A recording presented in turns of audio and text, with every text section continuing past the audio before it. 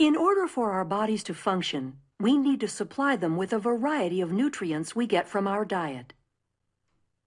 Our bodies cannot use the food as it is when it enters our digestive system. The process of chemical digestion uses different proteins and enzymes to break down the food particles into usable nutrients our cells can absorb. And where are the instructions to manufacture these and all the different types of proteins we need to stay alive? The instructions to make proteins are contained in our DNA. DNA contains genes. A gene is a continuous string of nucleotides containing a region that codes for an RNA molecule. This region begins with a promoter and ends in a terminator. Genes also contain regulatory sequences that can be found near the promoter or at a more distant location. For some genes, the encoded RNA is used to synthesize a protein in a process called gene expression. For these genes, expression can be divided into two processes: transcription and translation. In eukaryotic cells, transcription occurs in the nucleus, where DNA is used as a template to make messenger RNA. Then in translation, which occurs in the cytoplasm of the cell, the information contained in the messenger RNA is used to make a polypeptide. During transcription, the DNA in the gene is used as a template to make a messenger RNA strand with the help of the enzyme RNA polymerase. This process occurs in 3 stages: initiation, elongation, and termination. During initiation, the promoter region of the gene functions as a recognition site for RNA polymerase to bind. This is where the majority of gene expression is controlled, by either permitting or blocking access to this site by the RNA polymerase.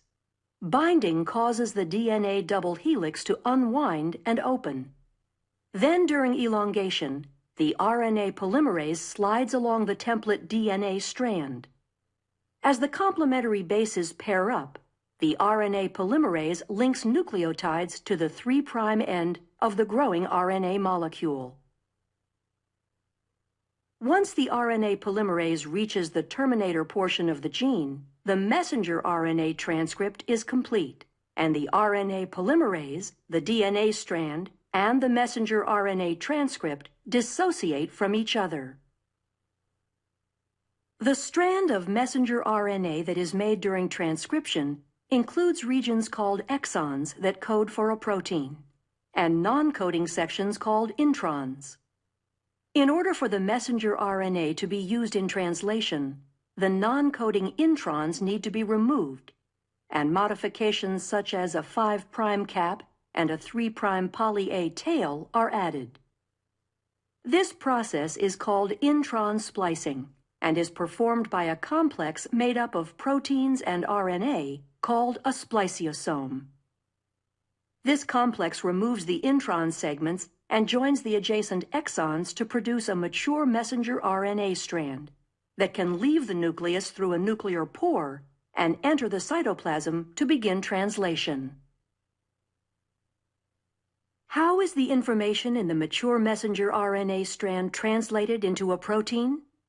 The nitrogenous bases are grouped into 3 letter codes called codons. The genetic code includes 64 codons.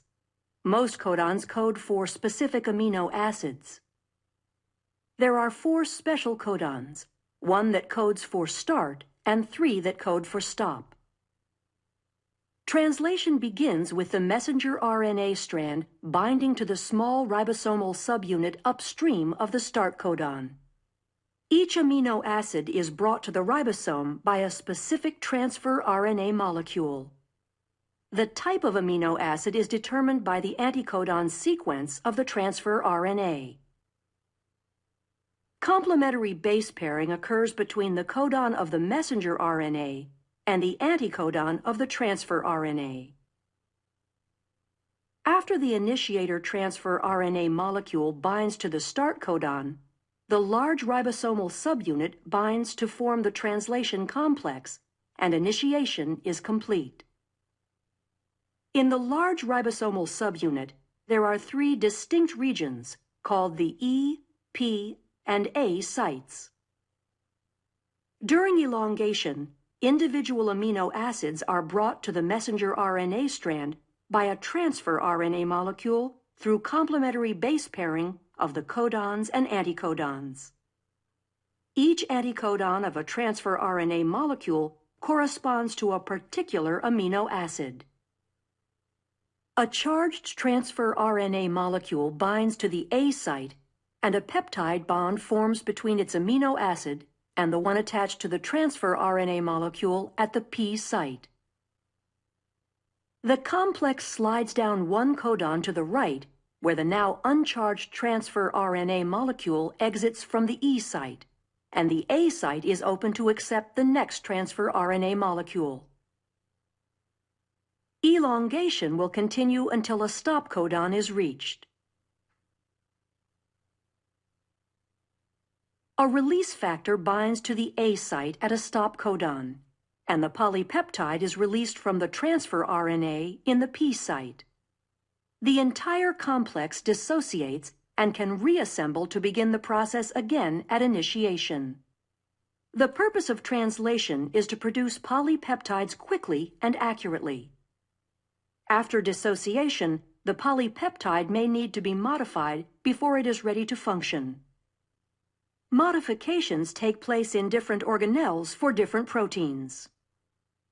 In order for a digestive enzyme to be secreted into the stomach or intestines, the polypeptide is translated into the endoplasmic reticulum, modified as it passes through the Golgi, then secreted using a vesicle through the plasma membrane of the cell into the lumen of the digestive tract.